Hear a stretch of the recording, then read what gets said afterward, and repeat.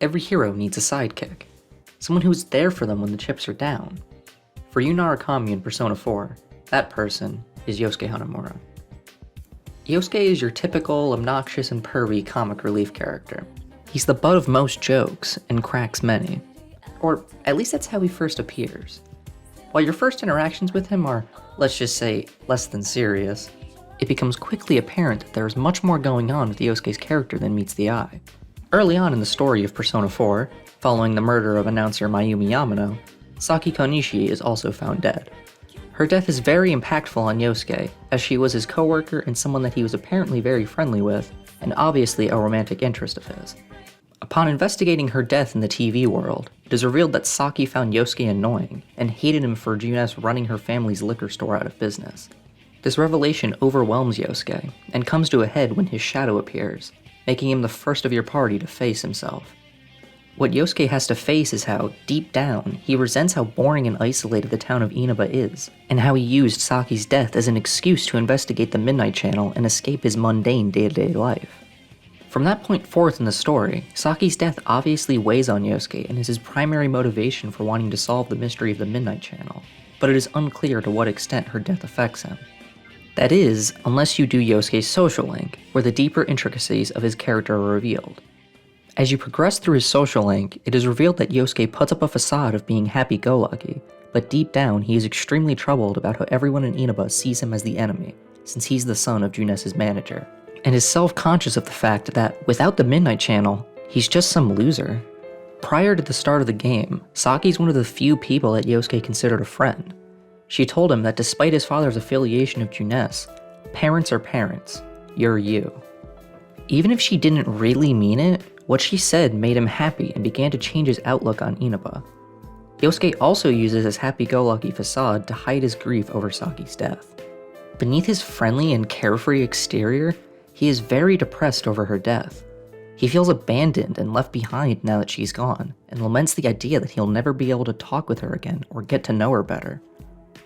I feel like many people can relate with this anger at the world after the death of a loved one, which makes him a very easy character to relate to. However, despite this inner torment, Yosuke still ends up being one of the most empathetic and thoughtful characters on the investigation team. Up until Naoto joins the party, he's usually the one who's quick on his feet when it comes to solving the mystery, always making sure to communicate with you about what your next move should be. He fits into the niche of a sidekick quite well. Later on, when Nanako is kidnapped and later dies because of Taro Namatame, Yosuke is one of the most vocal in his frustration and anguish over her death. He resents Namatame because now someone close to him has to experience the same pain that he felt after Saki's death. These emotions reach a boiling point in Namatame's hospital room, where Yosuke is one of the staunchest advocates for throwing him into the TV to make him pay for what he did, since otherwise he would most likely get away scot-free. Fortunately, you can bring Yosuke back from the brink and prevent him from becoming a murderer himself. Towards the end of Yosuke's social link, he is shown to be coming to terms with Saki's death. Even though she hated him, he thought she was a good person at heart, and just wanted to make her smile. Through his interactions with you, he learns that the people around you are more important than the place you live, and even comes to love the town he hated so much. To cap the social link off, you and Yosuke fight so that he can stand shoulder to shoulder with you as your equal, not as a sidekick, but as a best friend, and so that he can live his life without lying to himself in order to make Saki proud.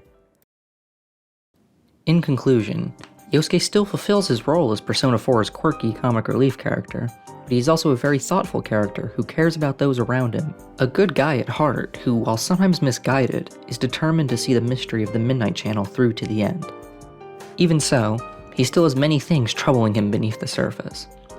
Aside from being well written, part of the reason why I think this character works so well is due to Yuri Lowenthal's acting. His performance is great. He's able to give the character a realistically wide range of emotions. He can be funny. What? You put it on my account? Ah, what the hell, GA? I never said you could do that! You listen here, Ted. You better take really, really, really good care of that. If you put even a single tear in it, I'll make your next set of clothes out of the bear hide you took off. He can be somber. I want to tell Saki-senpai something. That what's important isn't where you are. This town I hated so much, now I love it. There's still nothing here, but I have family and friends and you. The important things are never far off. They're all around you. And he can be angry. Damn it! Damn it! I can't let something like that go. Someone close to me died. Her killer can't be convicted. And now I'm gonna let the same thing happen again? There's no way I can do that! It's just wrong, isn't it? This makes Yosuke all the more believable of a character. A believable sidekick and a best friend who is there for you, and who you want to be there for.